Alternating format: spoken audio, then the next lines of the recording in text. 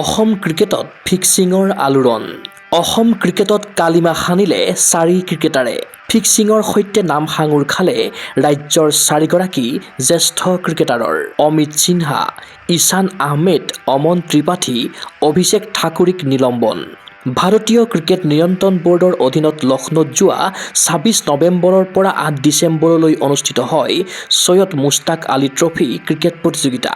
এই প্ৰতিযোগিতাৰ সময়ত অসম দলৰ 2 ৰঞ্জী খেলুৱৈ প্ৰাক্তন অধিনায়ক অমিত সিনহা, অভিষেক ঠাকুৰী আৰু আন 2 ঘৰুৱা ক্ৰিকেটাৰ ঈশান আহমেদ, অমন ত্ৰিপাঠীয়ে অসম দলৰ একাংশ ক্ৰিকেটাৰক ধনৰ লোভ দেখুৱাই প্ৰভাৱিত কৰাৰ অভিযোগ উত্থাপিত হৈছে।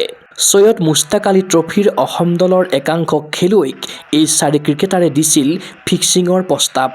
খেলত টকাৰ বিনিময়ত ইচ্ছাকৃতভাৱে আউট হ'বলৈ দিয়া হৈছিল প্ৰস্তাৱ। এই অভিযোগ উত্থাপন হোৱাৰ পাছতে অমিত সিনহা, ঈশান আহমেদ, অমন ত্ৰিপাঠী আৰু অভিষেক ঠাকুৰীৰ বিৰুদ্ধে BCCIৰ দুৰ্নীতি বিৰোধী আৰু নিৰাপত্তা ইউনিটে আৰম্ভ কৰে অনুসন্ধান।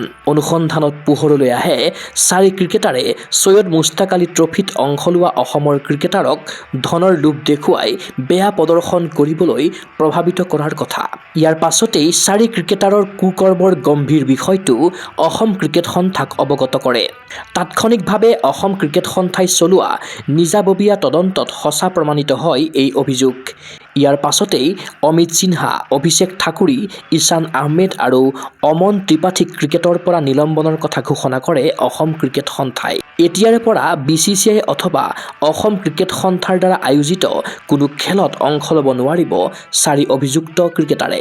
এই সন্দৰ্ভত মন্তব্য কৰিছে অসম ক্ৰিকেট সন্থাৰ সভাপতি তৰংগ গগৈয়ে। আজিৰ পৰা কিছুদিন আগত আমি BCCIৰ এণ্টি কৰাপশ্যনৰ এটা মেইল পাইছিলোঁ যে আমি অসমৰ 4জনমান যুৱক বা খেলুৱৈ মেক্স ফিক্সিঙৰ লগত জড়িত বুলি খবৰ পাইছিলোঁ আৰু তেখেতলোকে আমাক অনলাইন ৰিপৰ্টো পঠাইছে যে 4জন যুৱকে আমাৰ যি সৈয়দ মুস্তাক আলী টুৰ্ণামেণ্ট চলি আছে লক্ষ্ণৌত, তাৰ কিছু প্লেয়াৰক যোগাযোগ কৰিছিলে যাতে মেক্স ফিক্সিং কৰিব লাগে, এনেকৈ ৰান আউট কৰিব লাগে বা আউট হৈ দিব লাগে।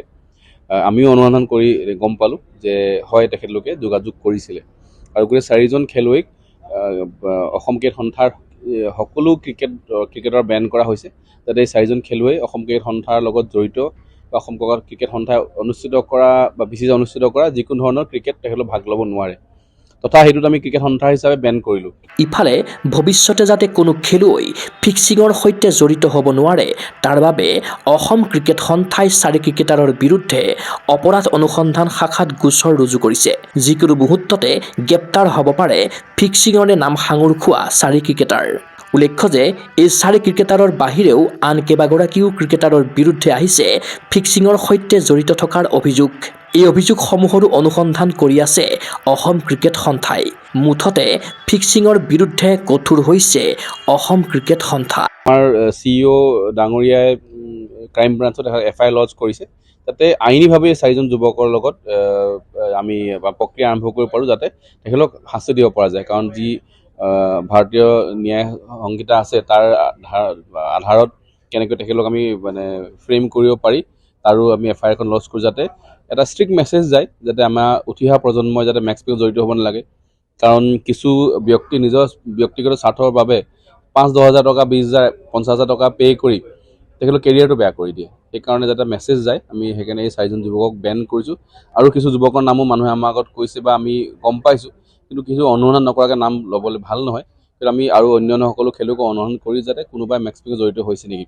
BCCI বিভিন্ন সময়ত খুব ষ্ট্ৰিক্টলি এণ্টি কৰাপশ্যনৰ উইং এটা আছে আৰু তেখেতলোকে অনুসন্ধান কৰি থাকে। তেনেকৈ আমি এবাৰ যেনেকৈ দেখা পালোঁ তেখেতলোকে যোগাযোগ কৰিলে, যোগাযোগ কৰি তেখেতলোকে আমাৰ কেপ্টেইনক খবৰ দিলে, এনেকৈ আমাক মানুহে ফোন কৰিছে। লগে লগে আমাৰ অসম ক্ৰিকেট সন্থাৰ কেপ্টেইনেও BCCIক অৱগত কৰিলে যে আমাৰ প্লেয়াৰক এনেকৈ যোগাযোগ কৰা হৈছে।